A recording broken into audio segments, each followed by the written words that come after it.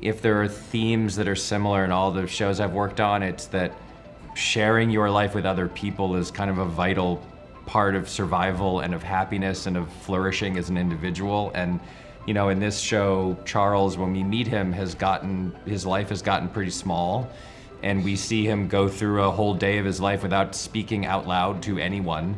And you know, the character is 76, but the writer, who's 49, could easily go through a whole day without talking to anyone if it weren't for the writers' rooms that I work in, or my wife and my kids. Like, I have it in me to shrink away from community, and it's a thing I think about a lot because I also know I'm not truly happy unless I'm interacting with other people. So that there's a lot of themes in this show are different from ones in previous shows I've worked on. That one is certainly the same.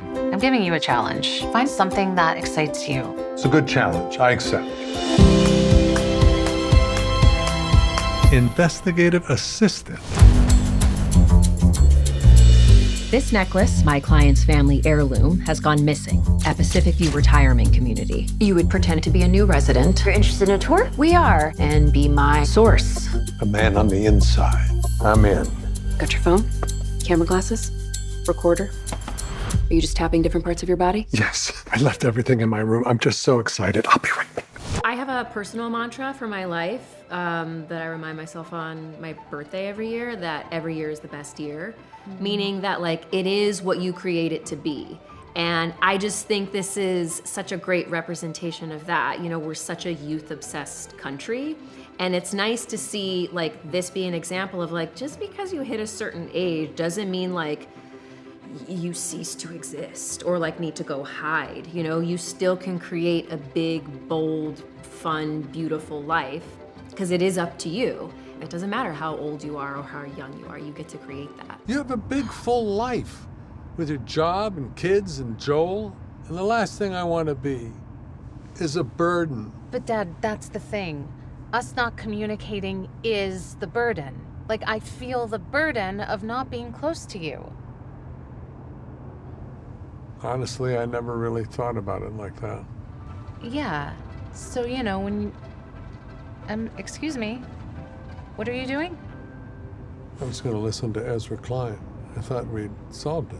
He is somebody that lost his wife, who he loved dearly, and that wife got him out into the world because he's an engineer and tends to isolate. His daughter forces him out into the world, into this make-believe world where you get to pretend to be somebody. He's probably a guy who, for most of his life, compensated for his lack of emotional intelligence with academic intelligence. And this series is really him saying, like, oh no, just because I'm very smart and can do crossword puzzles doesn't mean that I'm also doing a great job of connecting with my daughter. And it's really about the show is about filling that gap. Two characters don't know how to talk to each other, and taking these steps to find this new adventure in life, they get to come back and have this conversation and figure out how to rebuild their own foundation of their relationship together.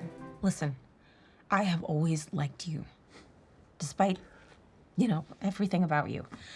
There is a nice person in there somewhere underneath the toxic masculinity and the even more toxic cologne. But if you do anything like this again, you're gone. People that dedicate their lives to taking care of other people, they have got something special inside them. And I think Mike Schur has done a really beautiful job of, not only with my character, but all of the staff at Pacific View in this are shown in this, like, incredibly lovely light.